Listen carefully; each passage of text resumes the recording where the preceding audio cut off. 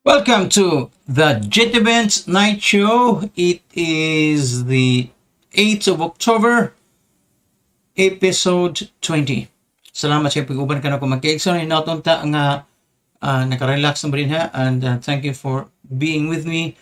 Matod pa nila, pwede mo nagtanaw og Netflix, pwede mo nagtanaw og YouTube, pwede mo nagtanaw og TV, movies, all of these things. Pero nakig-uban mo with me, thank you for that. Or if you miss me live, you can always replay this episode sa atong YouTube channel, Facebook channel. So please join us mga kaigsunan. I hope read na mo na. So you can also send your chat to us sa atong program. We will try to read your messages. A bit. Okay. Try to read your messages. Activate na to ang atong messages.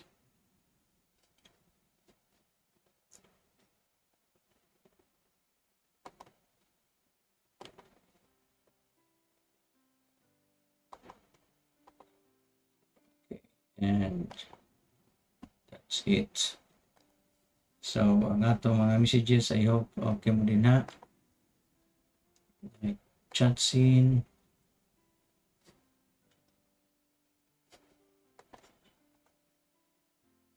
Where are you, chat?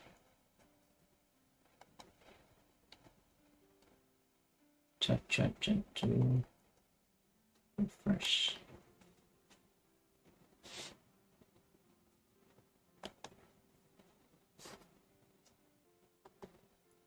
Okay, so I hope nanood na. You can please go to YouTube, click on the YouTube channel, subscribe, and then post a comment sa YouTube so that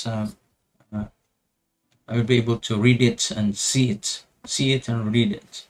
Okay, so welcome to the GTV Tonight Show. Again, it is our 20th episode, October 8th, 2020.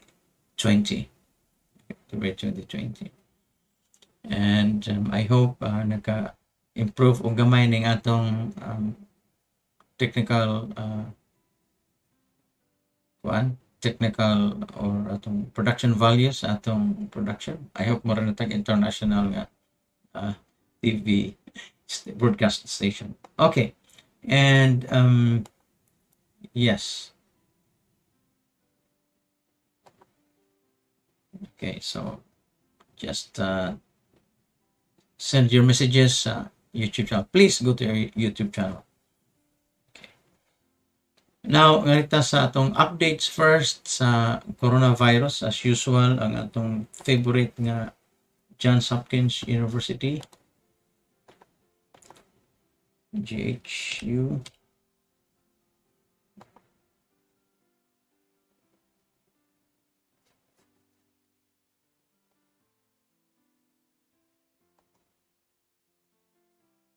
Okay, Johns Hopkins, GHU.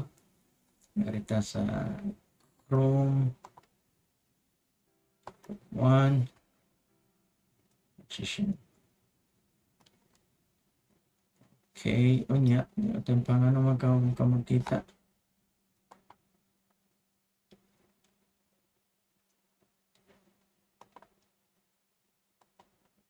Alright, narita sa yes. Okay. COVID-19 case. Okay, so ang atong Philippine updates is here sa atong crawlers. So, change din na siya that.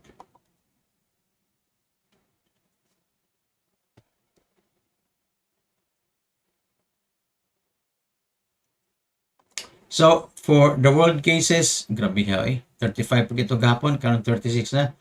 36,234,307 or 36.2 million cases worldwide. Global deaths 1,057,043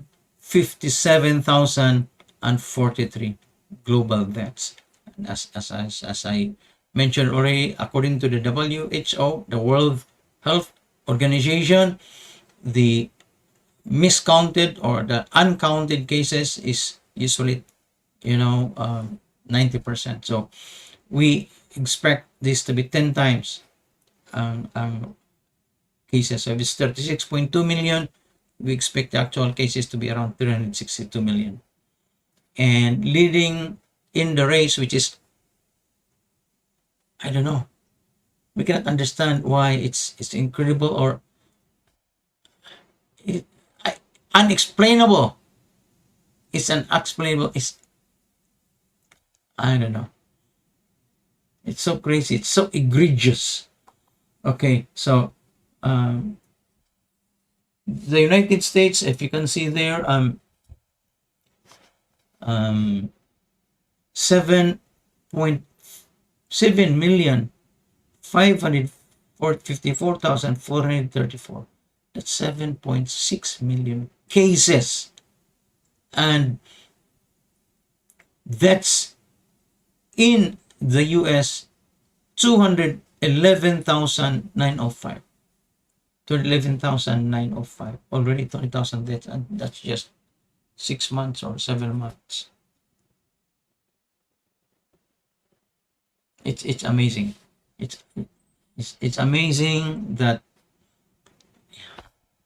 unthinkable, I think that's the term, unthinkable, that this is happening to the United States. So you can see there, it's at the back, 211,000. By the way, I hope klaro atong audio o video, kaya maingon na sad mo nga na-off ang video. Okay.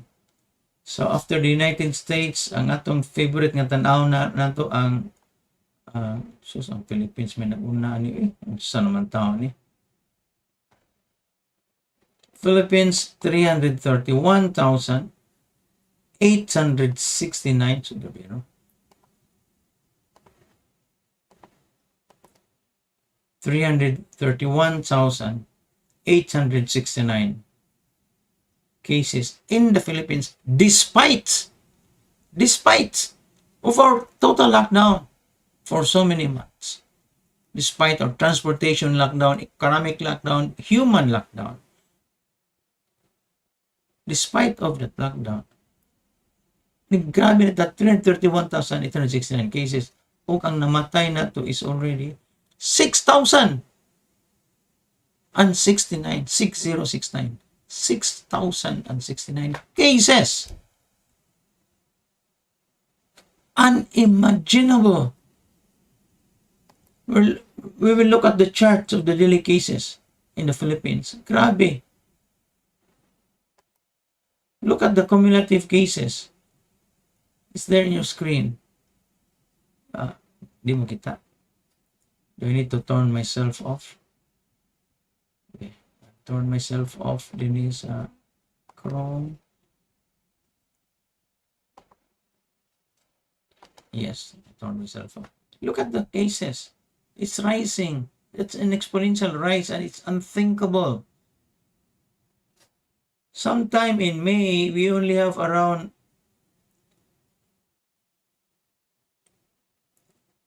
May 1, we had only around 8,772 cases. May 1. That's somewhere here. That's here. May 1. Now, October 7 in the US, we now have 329,637 cases.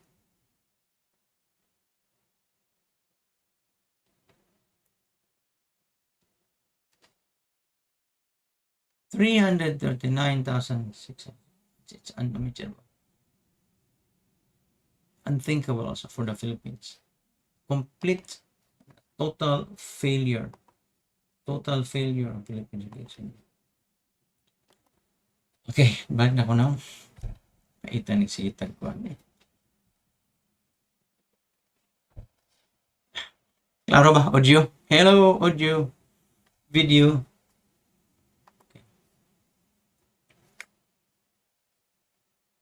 Itong kinsay sa chatroom.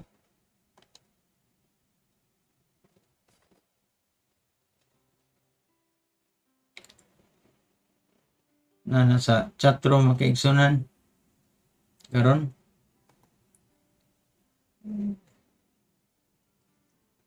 si Jayam Sarabillo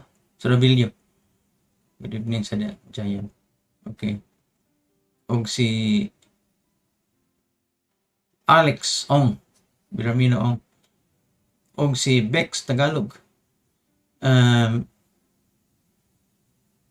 Makalilisang ang development ngayon mong giasoy karon. How could we expect to see a flattening of the curve?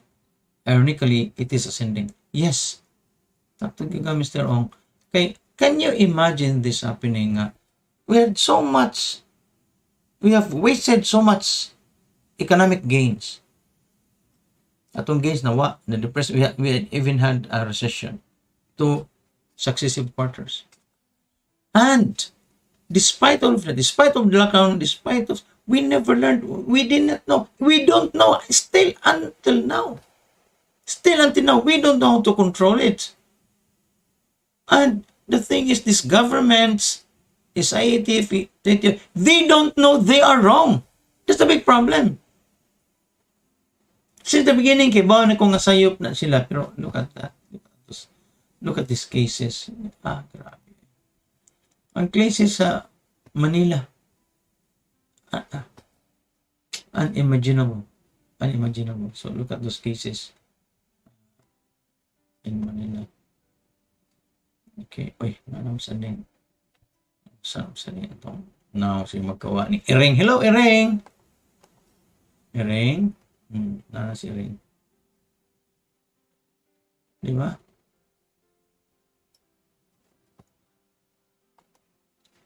O si Ma'am Cory Enoch. Naminaw po din nato ron. Salamat kita, ma'am.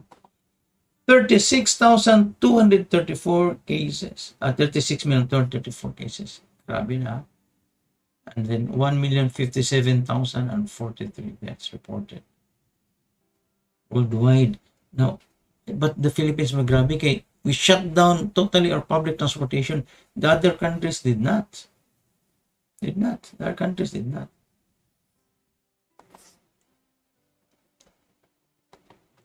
So, tanaw na to ron ang Philippines. Ito nakita.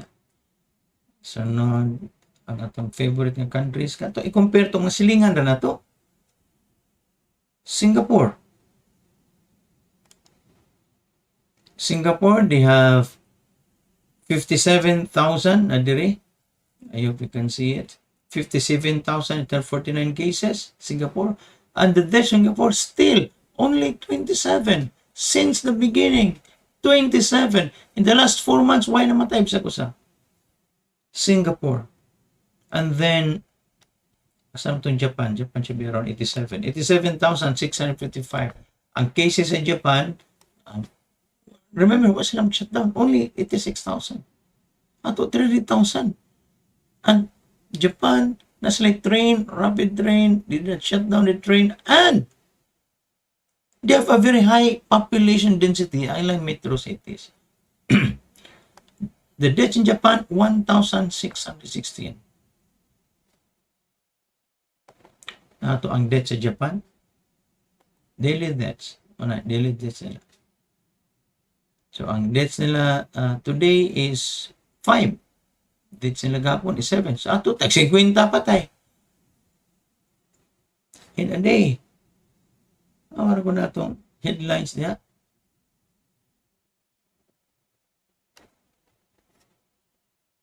Tawang headlines o pilay patay. Nakatuwa ng Pilipinas. We never learn. That's a big problem. Singapore, South Korea. Asan mo South Korea?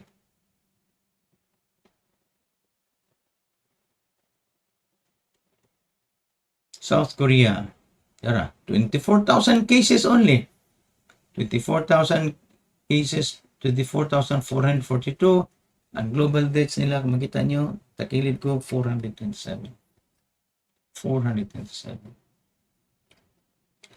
And then, wapata sa Hong Kong. Singapore, South Korea, Japan, then the next is Taiwan. Tanatong Taiwan. Tapos pinakaubos ang Taiwan.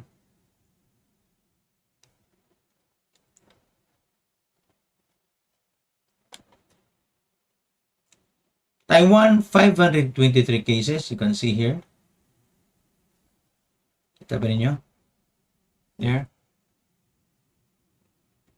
500, it's there somewhere. 523 cases only in Taiwan, and the deaths in Taiwan is like here.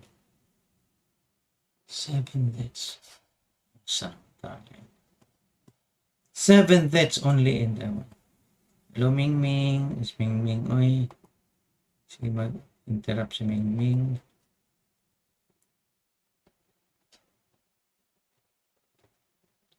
So we should learn from these countries. Kita mo learn Kita mo learn yun. Paita.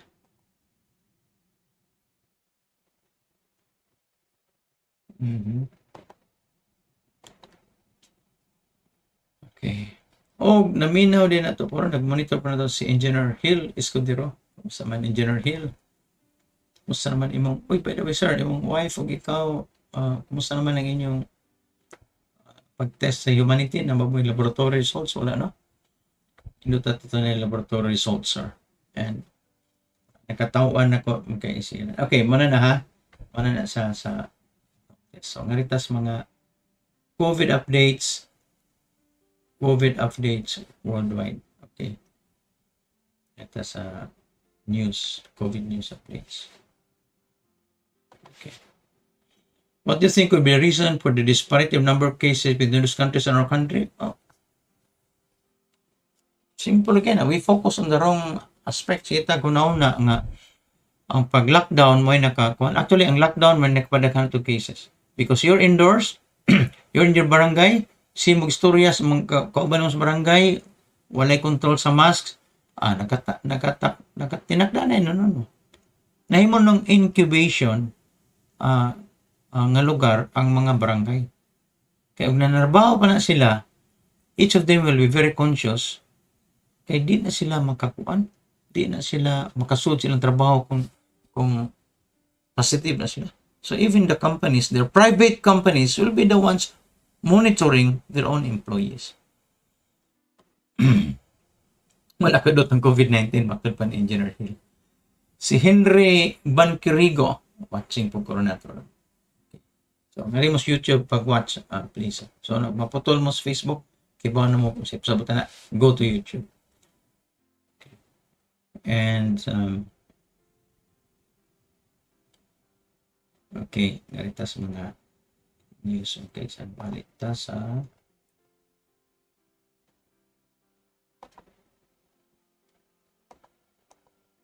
okay.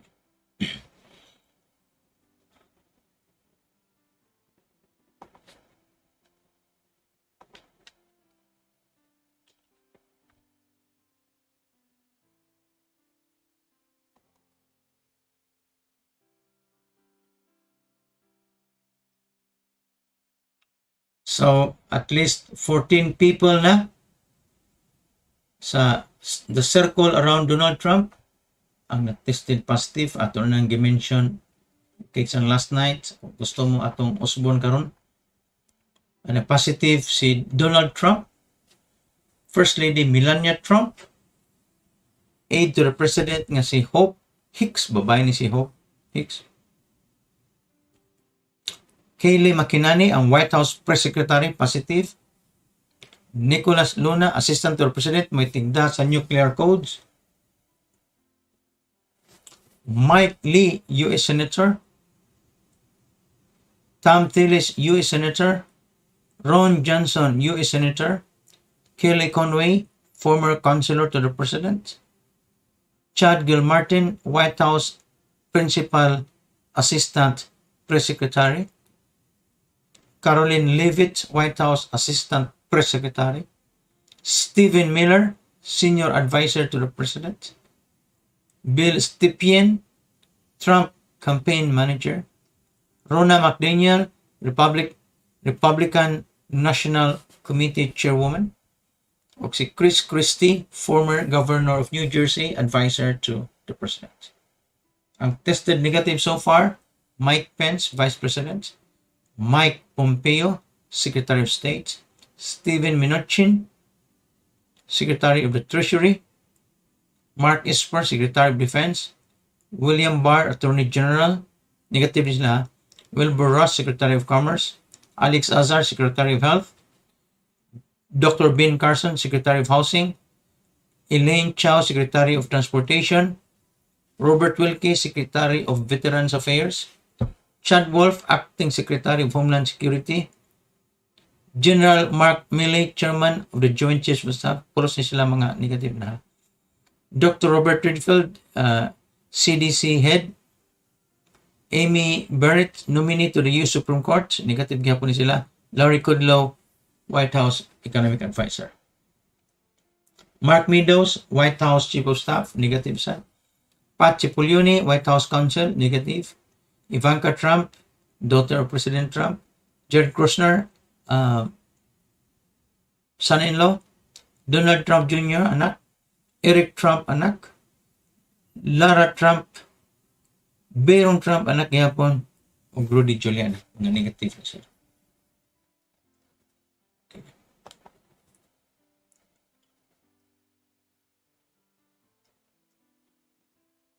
O matod pa ni Trump, magkaigsunan, he won't participate in the next debate kay virtual ko no. Di isang participate. Virtual, di ko na. So, Trump won't participate in the next debate. Kaya matod pa sa Presidential Debates Commission that the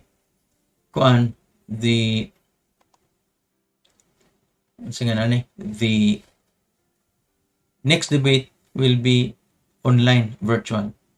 Okay, si Mercy Olivia from Hong Kong, naminaw na to ron. Calypso Nogar from North Carolina. Cecil Vines, naminaw sa na to sa Facebook. Please go to YouTube, subscribe sa YouTube channel, and click, post your comment on our YouTube channel. Okay, so muna, please go there. So, kung maputol mo sa Facebook, usarip sa buta na, nganto mo sa YouTube channel. Okay, do it right now.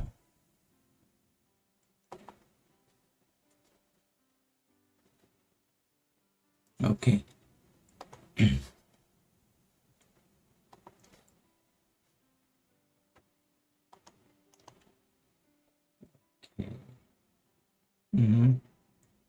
Nightstand. So, dili mo appeal si Trump kay virtual ang next debate. Sa Vice Presidential debates, Wednesday night sa United States o this morning, Thursday morning, this morning sa Pilipinas, si Mike Pence does his best but Harris won't let him explain away Trump's failure. So, you can watch it sa YouTube. Mas more civilized ang vice presidential nga debate compared sa presidential debates.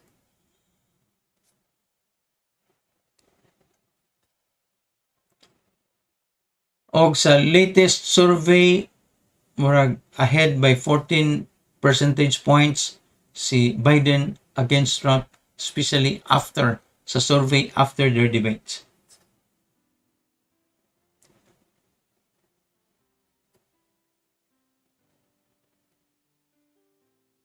Usa ka prestigious medical journal calls for US leadership to be voted out over COVID-19 failure. Usa naman yung apil ng mga medical journal gani.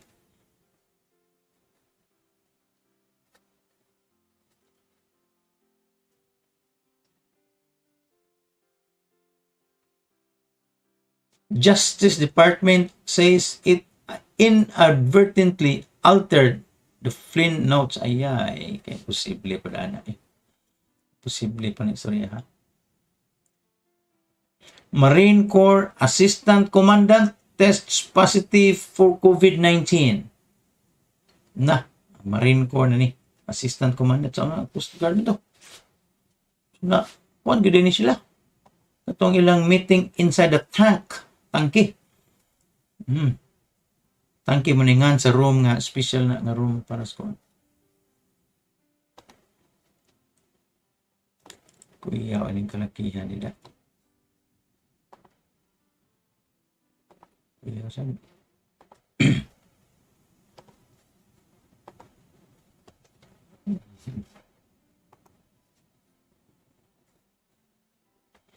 si Calypso Nogar na naroon sa YouTube. Please subscribe sa YouTube, Mr. Calypso Nogar.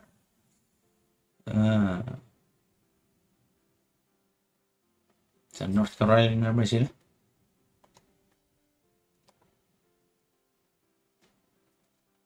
Okay. So,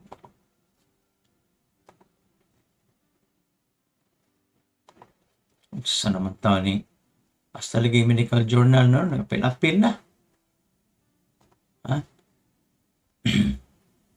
In an unprecedented move, the New England Journal of Medicine on Wednesday published an editorial written by its editors condemning the Trump administration for its response to the COVID-19 pandemic and calling for the current leadership in the United States to be voted out of office. We rarely publish editorials signed by all the editors, said Dr. Eric Rubin, editor-in-chief of the medical journal and an author of the new editorial. The editorial, which Rubin said was drafted in August, details how the United States leads the world in COVID-19 cases and deaths.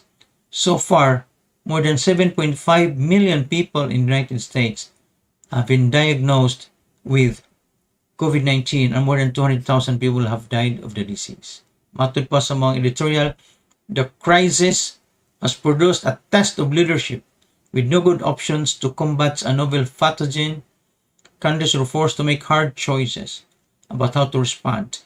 Here in the United States, our leaders have failed that test.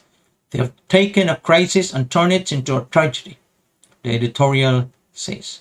It does not endorse a candidate, but offers a scathing critique of the Trump administration's leadership during the pandemic. Anyone else who recklessly squandered lives and money in this way will be suffering legal consequences. Our leaders have largely claimed immunity for their actions, but this election gives us the power to render judgment, the editorial says. When it comes to the response to the largest public health crisis of our time, our current political leaders have demonstrated that they are dangerously incompetent. We should not abet them and enable the deaths of thousands more Americans by allowing them to keep their jobs. And this is making a political statement. And this is the New England Journal of Medicine began publishing in 1812. There have been only 4 previous editorials collectively signed by all its editors in the recent past. One in 2014 about contraception. 2, an obituary that same year for a former editor-in-chief. 3, an editorial that year about standard of care research, and an editorial in 2019 about abortion. The reason we've never published an editorial about elections is that we're not a political journal, and I don't think that we want to be a political journal, but the issue here is around fact, not around opinion. There have been many mistakes made that were not only foolish but reckless, and I think we want people to realize that there are truths here, not just opinions, according to Robin. For example, masks work, social distancing works, quarantine and isolation work. They are not opinions. Deciding not to use them is maybe a political decision, but trying to suggest that they're not real is imaginary and dangerous, he said. We don't have the right leaders for this epidemic. I think we need better leadership. Now, the New England Journal of Medicine is not the only medical and scientific publication to take a political stones amid a pandemic and ahead of this November's presidential election. In September, the magazine Scientific American announced it was endorsing former Vice President and Democratic candidate Joe Biden over President Trump, who it criticized for dismissing science. That announcement marked the publication's first endorsement of a political candidate in its 175-year history. That's the Scientific American. Sa laing bahin, ang Marine Corps Assistant Commandant test positive for COVID-19.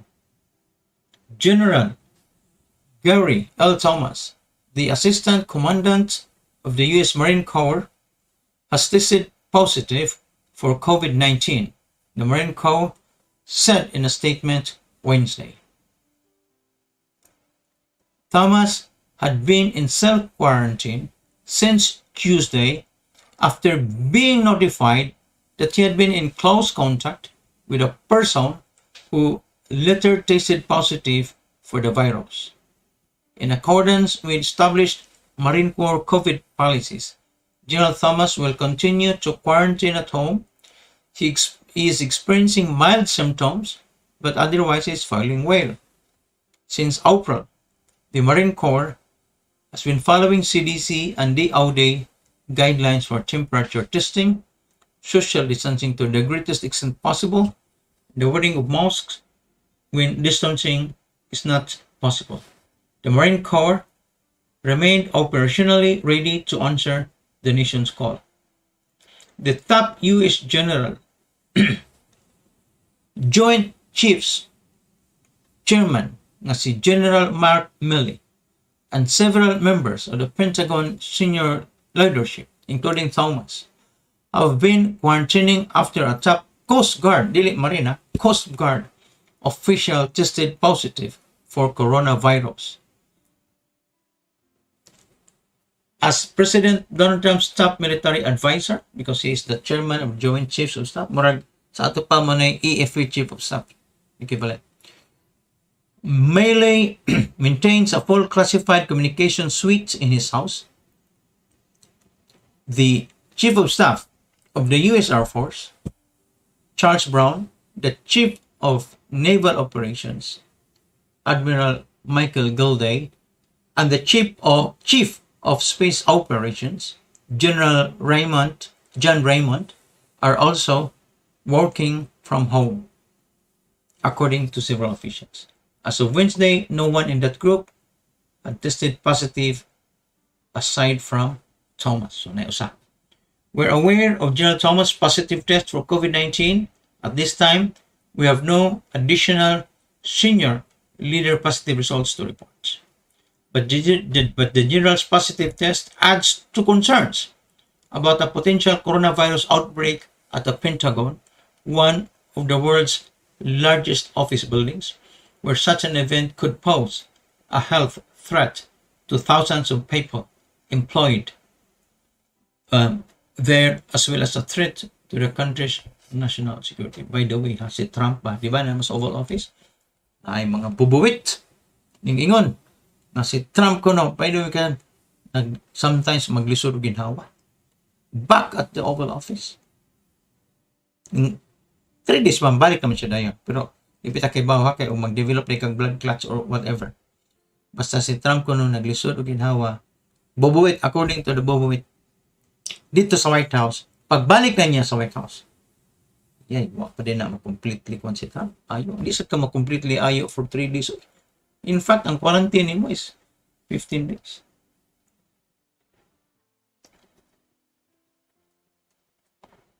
Kuyawan. Lisod na.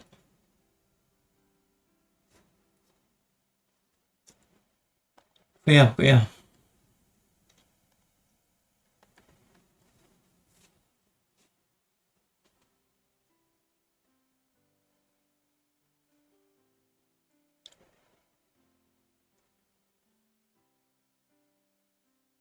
Ang US Surgeon General mismo, sa naman tao ni ay, cited in Hawaii for taking pictures in park that was closed to stop COVID-19. So this is park po doon sa siya.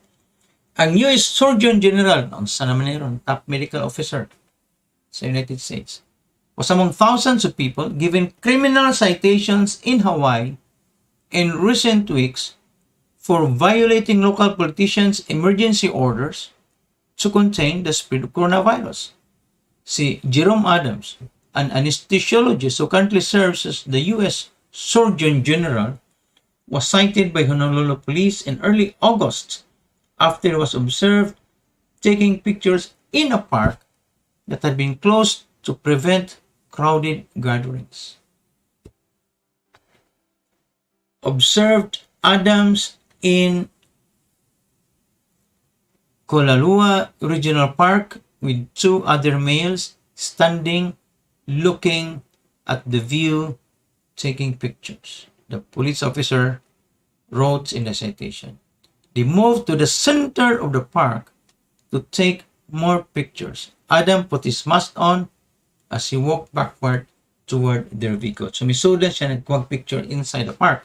The officer wrote that Adams told police he was in town to work with Hawaii Governor David Ige on the state's coronavirus response and did not know the parks had been closed and thus he couldn't be there. So, what di po nila i-close ang park? No, sa tawanan. Butangan na nila po police line dito, tape. Adams had a court date set for October 21 according to court records. The court has set up a remote hearing via Zoom for Adams to participate. Adams' attorney Michael Green declined to comment. Honolulu Mayor Kirk Caldwell closed the park as part of a sweeping emergency order in early August, and Caldwell's order allowed for people to traverse the park to access the ocean, but people were not permitted to remain in the park for any activities, including exercise. Kaya talaga kay picture taking, sobra sa inyo stricto eh. The Honolulu Police Department said it had issued 29,000 warnings, 68,000 citations, and made 450 arrests for violations of the emergency order. The penalty for violating the emergency orders is a fine of up to $5,000 and 1 year in prison. Adams is the 20th Surgeon General. He was confirmed for the position by the U.S. Senate in 2017 after being nominated by Donald Trump.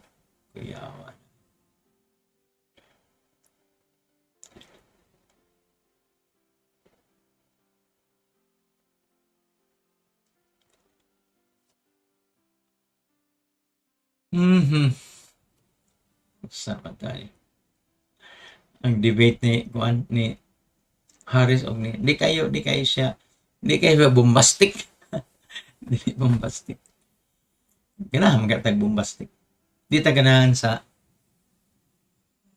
kanang ato sawayon si Trump ug si Biden. Pero ganahan Vietnam tan-up, di ba? Tan-aw kay ganahan mo nagsiningite sila dito.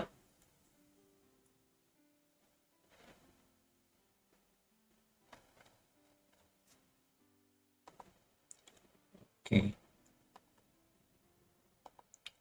So, before tayo end mag-exam, I'll just mention to you.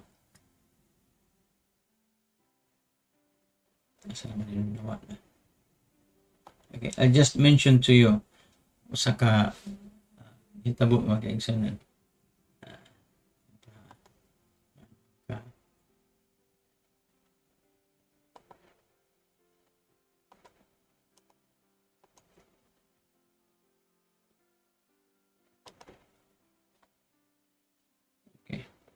Ay, hindi pa. Hindi na naman na. Night, me, feed. Hindi. Yes. Okay. Okay, now, I think I told you nga, nagpadata og Humanity AVX cure, the quote-unquote cure for COVID dito sa Surigao. Unya Kung ano sa Surigao, asa naman to, Primerong padala, ang gitagaan, dili COVID patient, but ni-improve ang iyang function. Kaduhang padala karon ang gitagaan, doktor na gyud. Doktor. And nga doktor nga nay COVID. Okay. Asa naman to? Sir, asa yung text.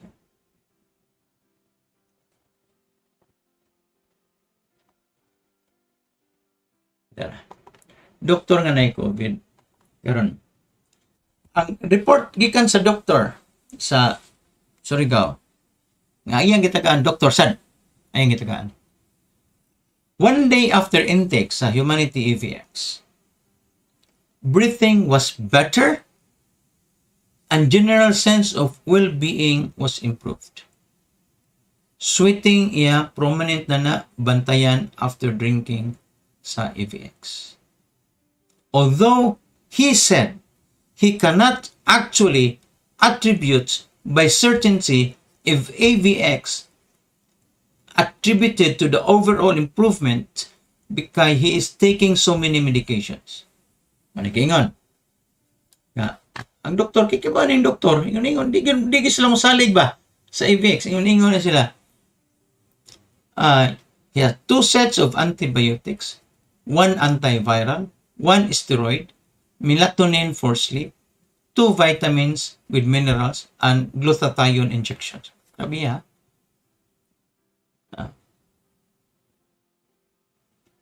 So, I replied to this kay na may go between na so na third person. Ang ganyan, sir, you tell that doctor in Surigao, if one day after intake, the patient felt what we have predicted in writing, the checklist, then that variance is the result of the Humanity EVX. Because this happens to all our patients using EVX. The patient isn't an exception. That is how we know it is caused by Humanity EVX. Okay, better man siya. Oh, of course. Because we predicted that you will be better. Ang katayo mo sa ka-patient, better. So therefore, 100% sure that is due to the Humanity EVX. Nang uban lagi mga doktor, di mo tuo ba? Inom na tambal. Nag-inom, bitang mo dagang tambal, maroon yung resulta. Suddenly, pag inom ni mo, instantly, ni-improve ka. So, dili na due sa imong matambal. This is due to the Humanity EVX. Wala. And then, yesterday, may order na ako ng EVX. Kaya para sa maintenance, because ni-improve. Dili maintenance sa dili ni COVID. Ni-improve ang iyang laboratory results. As I mentioned to you. So, naganaan mo siya sa results sa 10 days, so iyang gi-continue. Iyang gi-continue. Can you imagine? Kining patient ron nga nag-continue, nani siya medication nga about 50,000 pesos per month, plus mag-laboratory check-up na siya about 20,000 pesos per month also. 70,000 ka na. O, sayang sickness. And kidney transplant. Siya. Padagan siya mga immunosuppressant. So, what I'm saying is, on a daily basis, na-improve siya. Di ko maingon nga, this is a medical cure. But so far, sa ilang mga laboratory results, daghan siya na improve.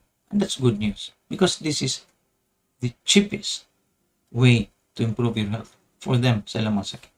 Wa ko maingon, it will work for you. Wa ko maingon, it will work for me. But I'm saying it worked for him. And now he's continuing. Di na sila mag-continue kung pa sila mag-awin.